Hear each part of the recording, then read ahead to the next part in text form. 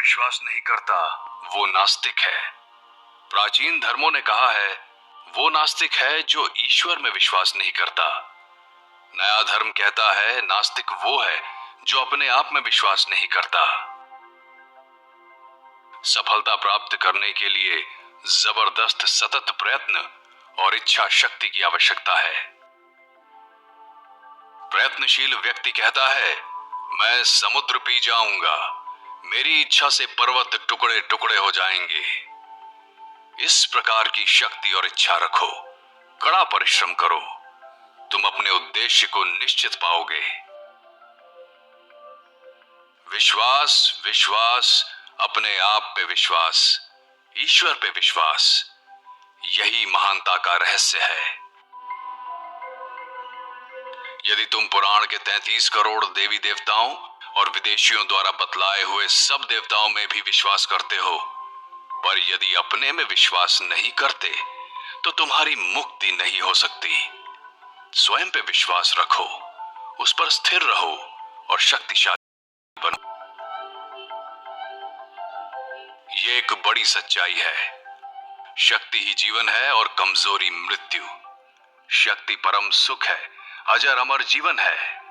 कमजोरी कभी न हटने वाला बोझ और यंत्रणा है। संसार को बस कुछ 100 साहसी स्त्री पुरुषों की आवश्यकता है।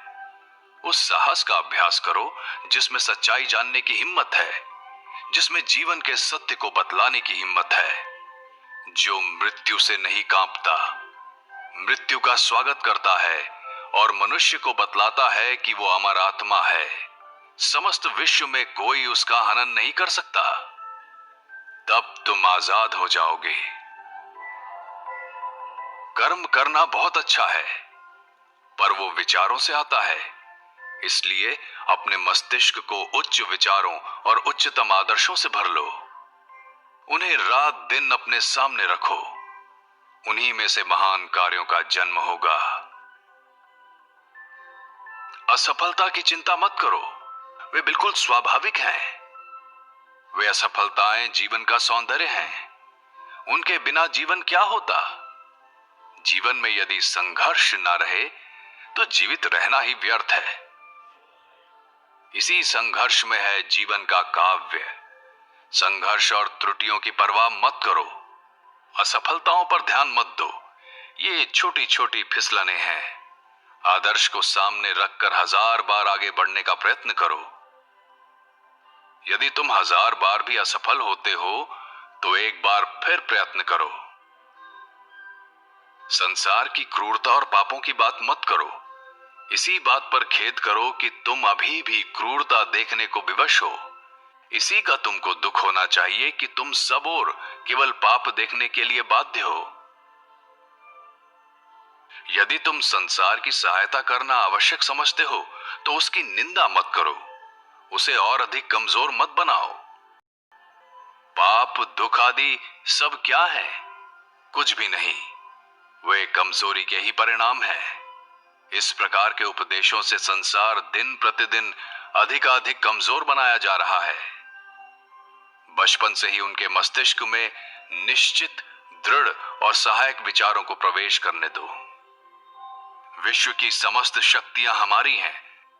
हमने अपने हाथ अपनी आंखों पर रख लिए हैं और चिल्लाते हैं कि सब ओर अंधेरा है।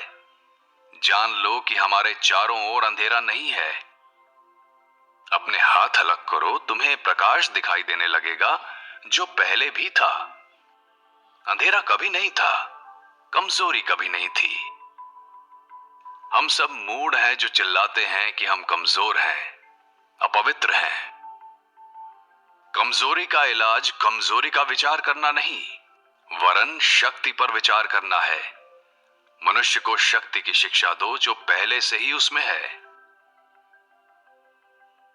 हम देखते हैं कि एक तथा दूसरे व्यक्ति के बीच अंतर होने का कारण उसका अपने आप में विश्वास होना और ना होना ही है। अपने आप में विश्वास होने से सब कुछ हो सकता है। क्या तुम जानते हो तुम्हारे भीतर अभी भी कितना तेज, कितनी शक्तियां छुपी हुई हैं? क्या कोई वैज्ञानिक भी इन्हें जान सका है? मनुष्य का जन्म हुए लाखों वर्ष हो गए, पर अभी तक उसकी असीम शक्ति का केवल एक अत्यंत क्षुद्र भाग ही अभिव्यक्त हुआ है। इसलिए तुम्हें ये नहीं कहना चाहिए कि तुम शक्तिहीन हो। तुम क्या जानो कि ऊपर दिखाई देने वाले पतन की ओट में शक्ति की कितनी संभावनाएं हैं। जो शक्ति तुम में है उसके बहुत ही कम भाग को तुम जानते हो। तुम्हारे पीछे अनंत शक्ति और शांति का सागर है। यदि मानव जाति के आज तक के इतिहास में महान पुरुषों और स्त्रियों के जीवन में सबसे बड़ी प्रवर्तक शक्ति कोई है तो वो है आत्मविश्वास। जन्म से ही ये विश्वास रहने के कारण कि वे महान होने के लिए पैदा हुए हैं, वे महान बने। उपनिषदों में यदि एक ऐसा शब्द है जो वज्र वेग से अज्ञान राशि के ऊपर पतित होता है, उसे बिल्कुल उड़ा देता है, तो वो है अभी ही, यानी निर्भयता। संसार को यदि किसी एक धर्म की शिक्षा देनी चाहिए तो वो है निर्भीकता। ये सत्य है कि इस ऐहिक जगत में अथवा आध्यात्मिक जगत में भय ही पतन तथा पाप का कारण है। भय से ही दुख होता है, यही मृत्यु का कारण है तथा इसी के कारण सारी बुराई तथा पाप होता है। अपनी स्नायु शक्ति बढ़ाओ। हम लोहे की मांसपेशियां और फौलाद के स्नायु चाहते हैं। हम बहुत रो चुके, अब और अधिक ना रो, बल्कि अपने पैरों पर खड़े हो जाओ और मनुष्य बनो। सबसे पहले हमारे युवाओं को मजबूत बनना चाहिए। धर्म इसके बाद की वस्तु है। मेरे तरुण मित्रों, शक्तिशाली बनो। मेरी तुम्हें यही सलाह है। अपने शरीर में शक्तिशाली रक्त प्रवाहित होने पर श्री कृष्ण के तेजस्वी गुणों और उनकी अपार शक्ति को अधिक समझ सकोगे। जब तुम्हारा शरीर मजबूती से तुम्हारे पैरों पर खड़ा रहेगा और तुम अपने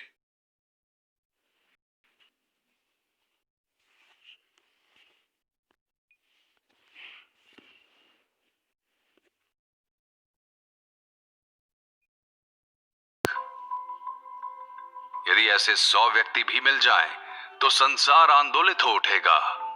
उसमें विशाल परिवर्तन हो जाएगा। समस्त संसार हमारी मातृभूमि का महान ऋणी है।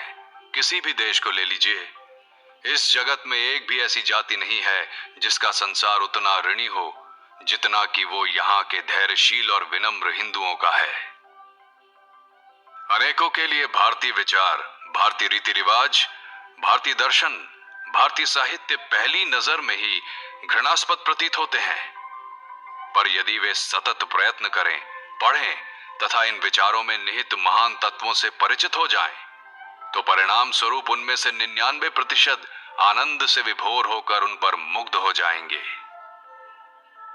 अन्य देशों में धर्म की केवल चर्चा ही होती है, पर ऐसे धार्मिक पुरुष जिन्होंने धर्म को अपने जीवन में परिणत किया है, जो स्वयं साधक हैं, केवल भारत में ही हैं। अभी भी हमारे पास कुछ ऐसी बातें हैं जिनकी शिक्षा हम संसार को दे सकते हैं। यही कारण है कि सैकड़ों वर्ष तक अत्याचारों को सहने, लगभग 1000 वर्ष तक विदेशी शासन में रहने और विदेशियों द्वारा पीड़ित होने पर भी ये देश आज तक जीवित रहा है। उसके अभी भी अस्तित्व में रहने का कारण यही है कि वो सदैव और अभी भी ईश्वर का आश्रय लिए हुए है तथा धर्म एवं आध्यात्मिकता के अमूल्य भंडार का अनुसरण करता आया है। हमारे अहंकारी रईस पूर्वज हमारे देश की सर्वसाधारण जनता को अपने पैरों से तब तक कुचलते रहे जब तक कि वे निस्सहाय नहीं हो गए, जब तक कि वे बेचारे गरीब प्रायः ये तक भूल नहीं गए कि वे मनुष्य हैं। वे शताब्दियों तक केवल लकड़ी काटने और पानी भरने को इस तरह विवश किए गए कि उनका विश्वास हो गया कि वे गुलाम के रूप में जन्मे हैं। हमारे इस देश में अभी भी धर्म और आध्यात्मिकता विद्यमान है, जो मानो ऐसे स्रोत हैं जिन्हें अबाध गति से बढ़ते हुए समस्त विश्व को अपनी बाढ़ से आप्लावित कर पाश्चात्य तथा अन्य देशों को नवजीवन तथा नव शक्ति प्रदान करनी होगी। ध्यान रहे, यदि तुम इस आध्यात्मिकता का त्याग कर दोगे और इसे एक ओर रखकर पश्चिम की जड़वादपूर्ण सभ्यता के पीछे दौड़ोगे, तो नतीजा ये होगा कि 3 पीढ़ियों में तुम एक मृत जाति बन जाओगे, क्योंकि इससे राष्ट्र की रीढ़ टूट जाएगी। राष्ट्र की वो नींव जिस पर इसका निर्माण हुआ है नीचे धंस जाएगी और इसका फल सर्वांगीण विनाश होगा। उपनिषदों का सत्य तुम्हारे समक्ष है, उन्हें स्वीकार करो, उनके अनुसार अपना जीवन बनाओ और इसी से शीघ्र ही भारत